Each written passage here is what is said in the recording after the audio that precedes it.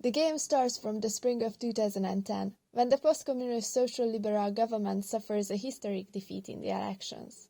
The voters give the right-wing nationalist opposition a constitutional majority. The player then takes on the role of the new Hungarian Prime Minister and can experience what it would be like to lead the country from election to election until 2034. This game is a turn-based strategy game, similar to Civilization or Democracy. A year is divided into 4 rounds, and the elections are held every 4 to 5 years to determine whether we can continue playing the game. Each round there are immediate issues that we face, such as who should be the President of the Republic, or whether we should do business with the Russians. There are 5 ministries responsible for various policy areas. We can choose from 3 ministers in each ministry, each representing different strategic directions, and we can tell them what measures to take within that framework. These measures require both time and money, and we need to manage both wisely. This ministry, for example, is the power politics, where we can modify election rules or organize campaigns to affect voters. It's worth paying attention to the country's finances from time to time, for example to ensure that the national debt is not too high, or when if the state system does not receive too little money. In addition, we have graphs that show our popularity or the state of the country. Then, once we have assigned tasks for each ministry and there are no immediate issues to deal with, we can move in the next round. But what can be done with all this? Let's see 2 examples of the many possible gameplays. Our first player, Levy, tries a classic populist strategy. At the beginning of the game, by rewriting the electoral rules, occupying the media, putting the poor in a dependent situation, and constantly creating fear, he achieves that his voter base is always larger compared to all other parties. And this small majority brings him significant victories from election to election. He just has to make sure that he pursues a nationalist and social conservative policy, so that the far-right party, responding to the constant societal anxiety, does not outdo him on the right wing. His politics of power and economic policy are intertwined. The government appoints oligarchs who support its power as the national capitalist class, and they receive more and more support at the expense of healthcare, education, and social services, hoping that over time Hungarian multinationals will emerge from among them. For his fortune, the environment also helps him for a while in this game. There is no economic crisis or coronavirus outbreak until the mid-2020s, and climate change does not assault the world with brutal drought and floods.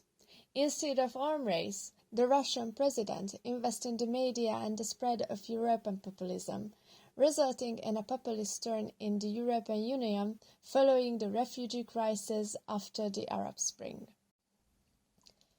Populist Europe and Russia find common ground, resulting in the world being divided into 3 major power blocs: liberal USA, populist Eurasia, and China.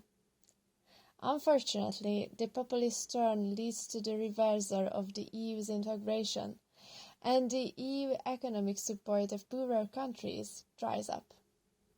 The tough times come when the environmental crisis finally strikes, followed by the outbreak of the global pandemic, which unfortunately is deadlier than our COVID woes and resembles the Spanish flu of the early 20th century. The Hungarian economy is not prepared for crises, so it suffers serious blows, and the situation does not improve even afterwards because the weak education system does not help workers find new jobs to replace those lost during globalization.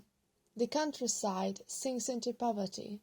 The tension between the ethnic groups escalates into a race war, and slums become no-go zones like Brazilian favelas. Masses leave the country for a less hopeless life in Western Europe. Our second player, Meshi, is experimenting with the developmental state. First, she developed a preferential voting system in which voters can vote not just for their favorite parties, but also optionally cast a negative vote for the party they do not want to see in power at all. This system rewards compromise parties and punishes divisive or extreme parties, meaning that re-election of the government depends on being at least acceptable to the vast majority of voters, while other parties are outcasted by one another's voters. Mersch's government often governs in coalition with the Green Party, and the leading opposition force becomes a National Liberal Party funded by a comedian in the 2020s. This government must fight many major battles, so it is important to avoid fighting on too many fronts at once. In their first term, they launched an education reform, which they had to do early to prevent the increasing masses of semi-literate people living in deep poverty from causing a schism in the country by the 2030s.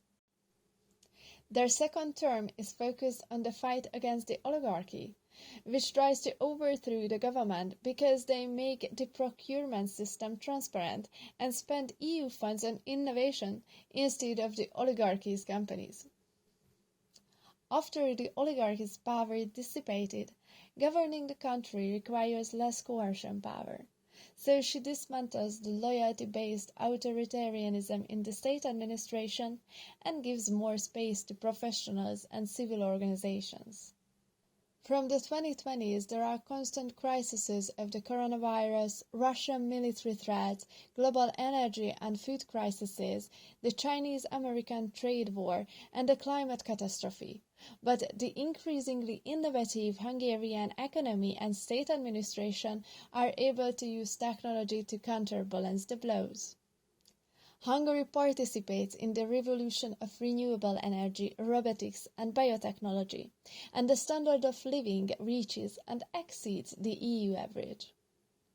There are many other things happening in these two gameplays, but we won't go into them now. It's worth trying it yourself.